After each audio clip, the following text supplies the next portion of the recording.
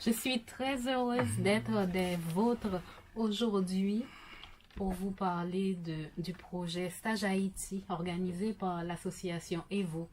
EVO pour Évolution d'Haïti. Donc c'est un projet qui existe depuis l'année dernière dont le but est de transmettre certaines connaissances sur le développement d'applications d'entreprises à des stagiaires haïtiens. Et le but de ce projet, c'est de réduire la fracture numérique d'Haïti. Alors, on va remettre le contexte. On dit des étudiants haïtiens. Ce sont des étudiants haïtiens qui sont en Haïti, qu'on fait venir pour faire des stages ici. Comment ça se passe? Je sais qu'on a fait une émission dessus déjà, mais pour les gens qui nous écoutent pour la première fois, on veut cibler la chose. Oui, bien sûr. Alors, pour être exact, ce sont des étudiants qui se trouvent en Haïti et qui suivent un cursus haïtien et à qui nous voulons apporter un certain nombre de savoir-faire que nous avons acquis, nous qui organisons ce projet au cours de nos expériences professionnelles respectives de plus de 10 ans à l'étranger, parce que nous avons des intervenants du Canada et de la France. Et donc ces cours sont prodigués par visioconférence, ce qui est aussi une occasion pour ces jeunes de s'immerger dans le monde de ces outils de travail à distance qui prend de l'ampleur ces derniers jours. Donc nous avons comme sponsor Google et Microsoft, et ainsi nous bénéficions et faisons bénéficier à nos stagiaires de la suite Google qui nous permet d'organiser des visioconférences avec eux sur une base régulière, et ensuite nous leur confions un petit projet qu'ils ont réalisé avec succès l'année dernière, qu'ils ont présenté. Et bon, nous avons été très contents de leur participation et nous espérons renouveler l'expérience cette année-ci. Alors, combien d'étudiants ont déjà bénéficié de ce stage? Ils étaient 2 l'année dernière. Et très bien. Et vous comptez en rajouter, faire grandir le nombre, ou bien vous allez rester à 2 chaque année? L'objectif, c'est bien sûr de prendre de l'ampleur et de faire bénéficier ce projet au plus grand nombre. Mais tout dépendra des supports que nous allons recevoir dans les mois qui vont venir. Et quel est le cursus que suivent ces étudiants en Haïti? Alors, c'est un cursus spécialisé en développement d'applications d'entreprise. Donc, pour laisser l'ère du papier qui se perd, du papier victime des inondations et des intempéries, tout ça. Et puis pour faire place à l'environnement propre également.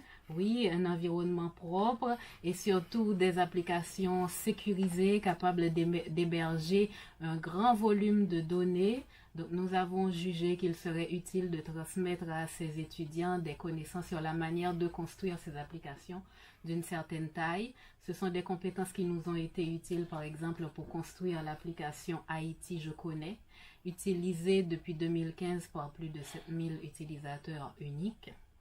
Et donc, ce genre de technologie, nous sommes en mesure aujourd'hui de le transmettre à ces jeunes, et c'est ce que nous avons fait.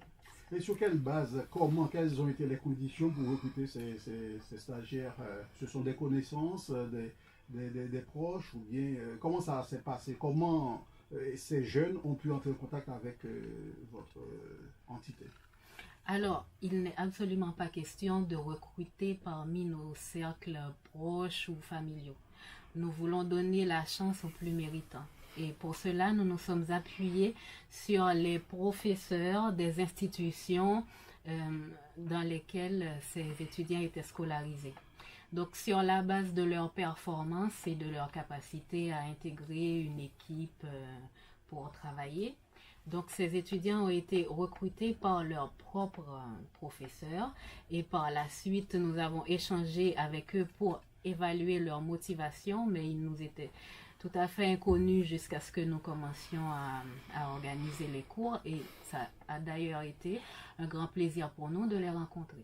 Ah, donc ça veut dire que vous étiez, vous, à l'école en Haïti, vous connaissez quelques écoles qui vous sont familières, que vous connaissez peut-être la réputation, et puis vous avez pris contact avec ces écoles-là pour pouvoir faire avancer le processus, c'est bien ça? Effectivement, c'est exactement ça. Donc, nous avons contacté la faculté des sciences de l'Université d'État d'Haïti et l'École supérieure d'infotronique d'Haïti. Ce sont deux écoles dont la réputation n'est plus à faire. Le sérieux du corps professoral ne saurait être mis en question. Donc, nous avons choisi d'abord ces écoles.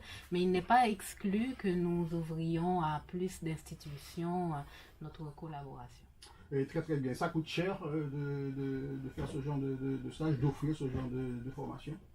Alors, le coût est inestimable pour nous parce que nous donnons bénévolement notre temps et nous partageons nos connaissances aussi de manière bénévole, mais nous donnons à ces stagiaires une indemnité de stage afin de les encourager et de leur permettre de enfin, De rester motivé. voilà, de rester motivés, de se déplacer, etc., de couvrir certains frais inhérents au fait de vivre et d'étudier en Haïti. Ça veut dire qu'ils ont des recherches à faire sur place quand tu dis pour leur déplacement?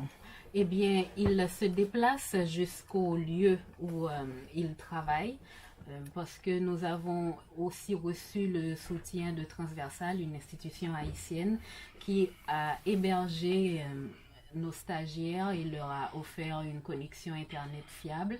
Nous leur avons aussi prêté des ordinateurs et nous leur avons accordé cette indemnité de stage afin qu'ils puissent couvrir leurs frais de déplacement, etc.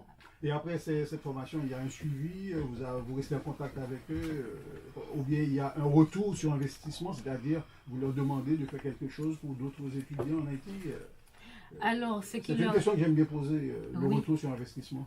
Oui, oui, je comprends bien. Bon, enfin, nous sommes une association à but non lucratif. Donc, le but de ce stage, c'est vraiment d'apporter quelque chose aux stagiaires et indirectement à notre pays.